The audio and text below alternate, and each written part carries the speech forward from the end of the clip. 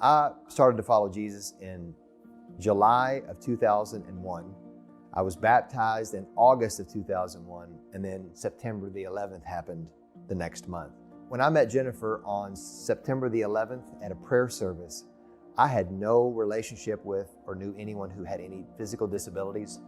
And you would think that really we wouldn't have anything to click over, but both me being a new Christian and her being a seasoned Christian, that was something that we connected over, and that connected a lot of people on that night. But she and I developed a relationship from there. She was more mature in the faith. I was brand new in the faith. And we had a lot of conversations about the Lord, and I had a lot of questions. She had tons of wisdom. So I could see through all the physical disabilities and knew that she had a huge heart, huge mind for the Lord.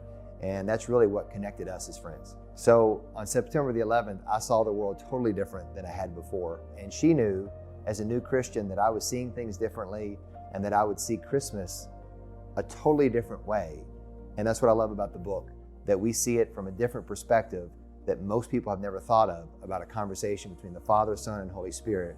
And not only would my life be different when I started to follow Christ and how I saw the world, but everyone could have a different perspective when they look at it from God's perspective about what happened the night before Christmas. The thing I loved about the book was you always hear about from Jesus' birth on about the Christmas story. But the night before Christmas, there was a conversation that had to be happening in heaven that we don't know exactly what was said, but it had to resemble this because Jesus was getting ready to enter into humanity, and all the activity that was going on down on earth, there had to be some similar level of activity in heaven. And to just imagine what the Father, Son, and Holy Spirit were saying to one another, I love that perspective. And to be able to tell my kids this story, and it's not just for Christmas, it's a year-round story. The fact that when Jesus came, there had to be some level of conversation and dialogue before, and what that looked like. And I just love that perspective of the book. We see his obedience in his earthly life, and especially in the Garden of Gethsemane when he was being obedient to the Father, but he was also obedient to the Father before he even came to earth.